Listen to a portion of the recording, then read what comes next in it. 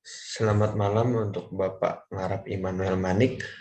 Saya Zaharan Ali dari kelas LC 41 NIM 24400583334 akan menjelaskan UTS Linear and Discrete Mathematics. Oke, yang pertama nomor 1. Kita diminta untuk sebutkan tahapan penyederhanaan proposisi berikut. Nah, yang pertama itu ada P atau P atau P dan Q atau P dan Q dan legasi R dan P dan R dan T atau T.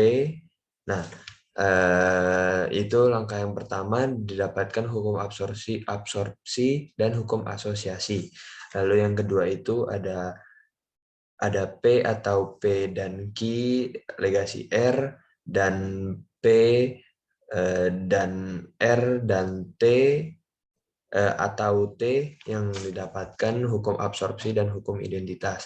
Lalu yang ketiga itu ada P dan R atau T itu didapatkan hukum distributif.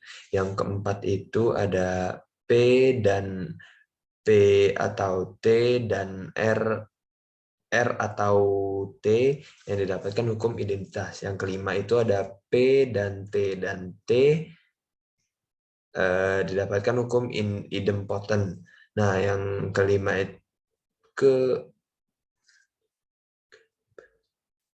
yang keenam itu ada P dan T, berarti itu hukum identitas, dan yang terakhir P. Nah, lanjut ke nomor 2.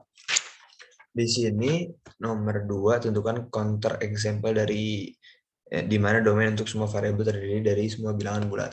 Nah, berarti semua variabel itu bilangan bulat. Nah, bisa dibuktikan dari kita ambil contoh X sama dengan -1 dan Y sama dengan -1. Nah, ini dibuktikan dengan X kali Y lebih besar dari Y. Nah, berarti kan -1 dikali 1 lebih besar dari 1.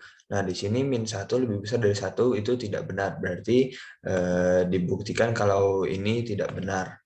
Lanjut ke nomor 3. Nomor 3 ditanya apakah 1 kuadrat tambah 2 kuadrat tambah 3 kuadrat tambah titik tambah n kuadrat sama dengan n plus 1 dikali 2n plus 1 dibagi 6. Apakah itu menggunakan induksi matematika.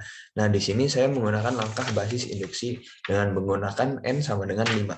Nah, berarti 1 kuadrat tambah 2 kuadrat tambah 3 kuadrat tambah 4 kuadrat tambah 5 kuadrat sama dengan n plus 1 dikali 2n plus 1 dibagi 6.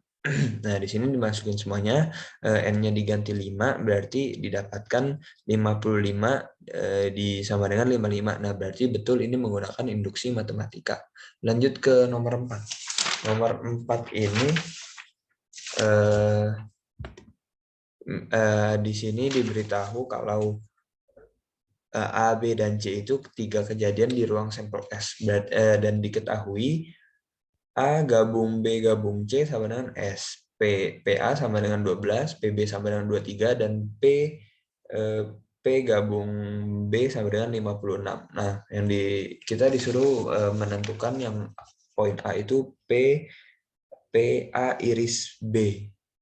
Nah, berarti yang pertama, yang A ini PA iris B, kita mencari dari PA gabung B sama dengan PA tambah PB min PA iris B. Nah, di sini PA gabung B sudah diketahui dengan hasil 56, PA-nya 12 tambah 23, maka didapatkan PA iris B sama dengan minus 21. Lanjut ke poin yang B, jika P C iris A gabung B sama dengan minus 12, berarti PC-nya berapa? Oke, di sini kita yang pertama, kalau ini A gabung B gabung C sama dengan S, berarti P A gabung B gabung C sama dengan 1 kan. Nah, berarti PC komponen C sama dengan P A gabung B gabung C min P A gabung B gabung B, ya betul, sama dengan 1 min 56. Berarti P komponen C sama dengan minus 55. Nah, berarti PC-nya PC PCN A gabung B ditambah P komponen C. Berarti 512 dikurang 55. Berarti PC-nya itu didapatkan dengan hasil 457. Lanjut ke nomor 5. Nomor 5 ini R-nya ini relasi habis membagi. Berarti dia udah habis membagi dan R-nya itu ditulis ARB atau A mutlak B. Nah, berarti B, artinya B bagi A adalah bilangan bulat. Nah, di sini kita diketahui dengan domain R-nya itu dengan angka 1, 2, 3, 4, 6, 8, 9, 12, 16, 18, 32, dan 36. Nah, yang dari poin pertama kita disuruh apakah R bersifat reflektif pada H. Nah, dengan jawaban setiap anggota H habis membagi dirinya sendiri sama dengan A, R, A. Berarti untuk setiap H, maka R bersifat reflektif pada H. Yang poin yang B ditanya R bersifat simetrik pada H. Nah, di sini jawabannya tidak, karena tidak bersifat simetrik karena adanya domain R yang tidak memenuhi ketentuan. Lalu yang poin C, apakah R bersifat transitif pada H? Iya, karena ia bersifat transitif karena adanya domain R yang memenuhi ketentuan. Nah, lalu ke poin D.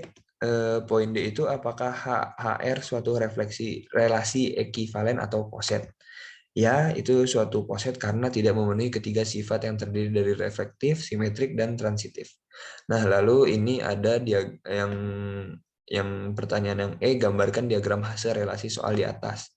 Nah, berikut adalah diagram Hase untuk soal nomor 5. Nah, lanjut ke nomor 6. Nomor 6 itu ditanya membuat plat nomor kendaraan yang terdiri dari 4 huruf dan 4 angka dan tidak boleh ada angka 0. Berarti di sini kita misalkan A itu huruf dan X itu angka, berarti A sampai Z itu total ada 26 dan X-nya itu 1 sampai 9 berarti ada 9. Nah, kan nolnya nggak masuk berarti nggak sampai 10, berarti kita masukin 9. Nah, lalu jumlah kemungkinannya A kali A kali A kali A dikurang X kali X kali X kali X. Berarti 26 pangkat 4 dikurang 9 pangkat 4. Berarti 26 dikali 9 sama dengan 234 pangkat 4 dengan hasil kemungkinan ada 2 juta 2 miliar 998.218.536 cara. Oke, lanjut ke nomor yang 7, yaitu nomor terakhir. Di sini kita mencari jumlah kemungkinan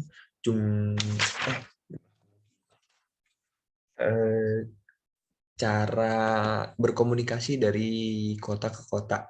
Dari ada yang New York, London, Paris, Zurich, Roma, Berlin, Montreal, dan Vienna. Nah, berarti di sini kita langsung membuat segi 8 untuk menggabungkan kota-kotanya. Nah, berarti jawabannya itu dari New York ke London. New York ke London itu ada 8, N ke P ada 10, N ke Z ada 11, N ke R ada 9, N ke B ada 10, N ke M ada 3, dan yang terakhir New York ke Vienna tadi ya. Ya, Vienna ada 13. Berikut penjelasan jawaban UTS Linear and Discrete Matematik dari saya, Zaran Ali. Selamat malam dan terima kasih.